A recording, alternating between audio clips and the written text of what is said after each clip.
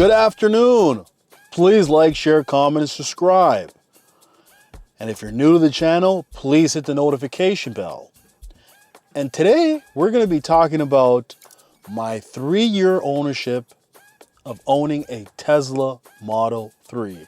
We're going to talk about the good, the bad, the ugly, and some of the costs that I've gone through with owning a Tesla Model 3.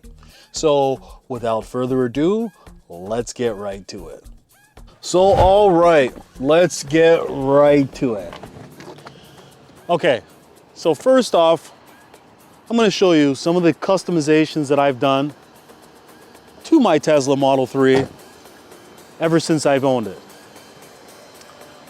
So one of the customizations that I've done recently was to get new rims for my Tesla Model 3. Yes, you're gonna sacrifice a little bit of range, but I tell you, those aero wheels on your Tesla Model 3, they're hideous. So, highly recommend getting an upgrade on your wheels. So, the other thing that I've done is I've gotten this Tesla Model 3 2020 Standard Range Plus. I've done the PPF for the back of the vehicle, and I've done the PPF for the front of the vehicle. The reason why I did that is those are the two most likely spots that if you were ever to encounter an accident that you would get, the front or the back. And sometimes if it's a light accident where it's a minor, or maybe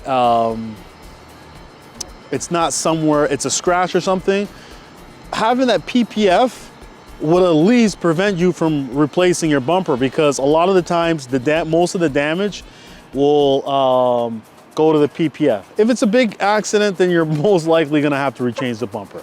So the other thing that I've done with the Tesla Model 3 is I've wrapped the bottom here, and it's really given it a sporty look. The other thing that I've done here is see the camera? I've made it red. And that's why, it's just a little touch that I've done. The other thing you may notice that with the Tesla Model 3 back in 2020, this was chrome. So when this was chrome, I decided to actually wrap this in matte black, and now what you'll find is all the new and latest vehicles already come in black. The other thing that I've done is I've added this carbon fiber mirror. So this is just a clip, and you can buy it on Amazon. It attaches on to your Tesla Model 3, and it gives it more of a sporty look. The other thing that I've also done is around this door handle, I've wrapped this door handle here black, and if you look closely, there's actually a PPF for the door handle. So what you'll notice is a lot of times when people first get into a Tesla, they don't know how to open the car. So most likely what they do is they go like this and they end up scratching this area. If you look on a lot of Teslas, this area sometimes gets scratched. So I highly recommend that you get yourself some PPF around the door. Okay, so, and the other thing I've done is also tinted windows, and I've wrapped the bottom here with black. And it's really given it a nice look. Oh, the other thing is I put the Tesla logo and I wrapped that black. So that's all the customizations that I've done on the vehicle. And I tell you that I'm a type of person, I like my cars to be a little bit unique. So that's why I personally did it on my vehicle. Will it affect the resale value? Maybe, maybe not. I know if you do any customizations on your Tesla and you were to trade in your vehicle, Tesla normally doesn't give you credit to your customizations. So this is something that I even heard that Tesla doesn't even give you credit even if you have FSD on your car. So your trade-in value is basically the car itself. So that's one thing you should be aware of if you plan on customizing your vehicle. So how's it been to own a Tesla for the last 3 years? And I can say that it's been amazing. It's actually been amazing.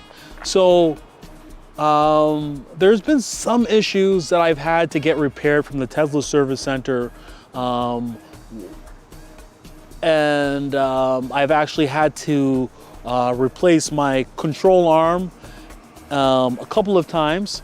And that's because when I was turning the steering wheel, I would hear a noise, and apparently it was the control arm that had to be replaced. Luckily, the cost for that was free because it was during the time when my car was still under warranty. Now, if I was to replace the control arm, it would definitely cost me a bit of money. So besides that, I've gone through 2 sets of tires already, and what you'll notice with Teslas, due to the fact they have torque, a lot of torque, they'll wear through a lot of tires, and electric cars in general go through tires a lot faster than ICE vehicles, and that's because of the torque and the fact that the car is very heavy. They're gonna go through tires. The one thing that I would say is something that a lot of people don't know about is that if you have the Michelin Primacy 4s, what you might not know is there's actually a 90,000 kilometer warranty on these tires with Michelin. And in order to claim that, you have to get your tire checked out from an approved authorized tire dealership. And if they find that your car is wearing out more than normal, a lot of people don't know that Michelin's warranty will give you a 50% discount on a new set of tires. So I've actually gotten these tires for 50% off because I claimed my warranty with Michelin. So I don't know if other car companies, other tire companies besides Michelin have the 90,000 kilometer warranty, but that's something that if you're looking to replace your tires, that maybe you can claim some of that money back. So the other thing that I had to do with my car was, okay, so the craziest thing happened. And let me tell you what happened with my Tesla Model 3. Okay, and this is like literally a freak accident. I was at the grocery store doing a little bit of grocery shopping, and I parked my car at the corner, and when I came back, I went to open up my trunk here. So I'll open it up. And I can tell you, that day that this happened, it was a very windy day. So I was literally loading my groceries in the back of my trunk here. And you're not gonna believe what happened to my vehicle. So a huge gust of wind grabbed a hold of my vehicle and ripped the trunk off. This trunk hit the back glass and it basically bent back.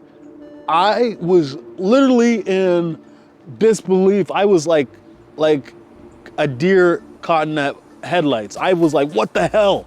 Like, the wind blew my trunk off.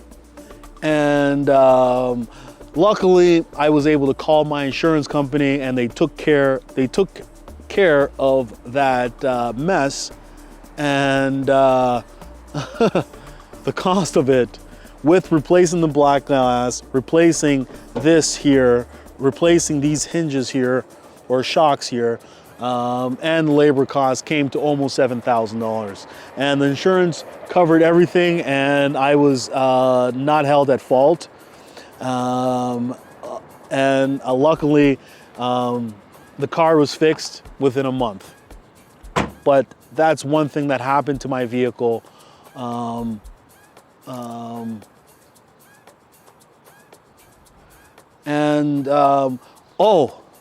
that's another thing that I want to talk about is owning this vehicle. If you ever get yourself in an accident, prepare yourself for a huge bill. To fix electric vehicles, it's one of the most expensive things that you're ever gonna wanna do. Like, body shops charge a premium. And even Tesla's labor rates, it's one of the highest labor rates ever. So to fix your vehicle, it's going to cost a lot. So I strongly recommend don't ever get yourself in an accident. Don't ever get yourself in any type of, I know it's unpredictable, but drive safe and try to prevent yourself getting an accident, because to fix a Tesla, it's going to be costly. And a lot of times, Tesla will not just repair a panel. What they'll do is they will bill you to cut the whole panel out and to replace the panel. So, or replace a door. They don't really fix it, they replace a lot of the time. So the repair bill, a lot of the times you're gonna open, it will open up your eyes, because it can get costly with fixing a Tesla. So keep that in mind. Okay, cost of ownership. And this is one thing that I would say I love about owning an electric vehicle. The cost of ownership is really cheap. I tell you, I pay an average of 10 cents a kilowatt to charge in my building condo. Yes, I had to pay $3,000 Canadian in order to have the panel installed in my parking spot. But I tell you that since I had that panel installed in my parking spot, the panel has basically paid for itself. The cost of ownership of an electric vehicle is about, for me, it's about anywhere from $30 to $50 a month. And I tell you, I do a lot of driving. I drive up to Niagara Falls every single week. And it's been about $30 to $50 average a month to operate the vehicle. And the great thing about electric vehicles is that, due to the fact that you don't need to ever get your brakes done, you don't need to oil change your vehicle. The most likely thing you'll have to do is replace your windshield wiper. And it'll be rare to replace your brakes, and that's because to stop the vehicle, the car uses something called regenerative braking, so it barely wears your brake pad. So that's one thing that's good about owning an electric vehicle, is that the cost of ownership is really, really, really cheap. Like, you're not gonna be spending as much as you would on a gas vehicle. So I checked the average person, how much the average person spends on gas. And it says it ranges anywhere to $3,000 to $5,000 a year.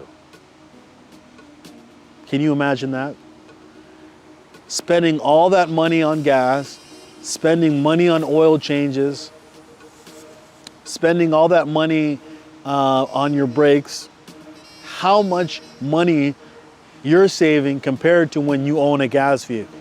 Like, I tell you, a lot of the money that I've saved from owning this vehicle has allowed me to lower my cost of living and to put a lot more money back into my pocket.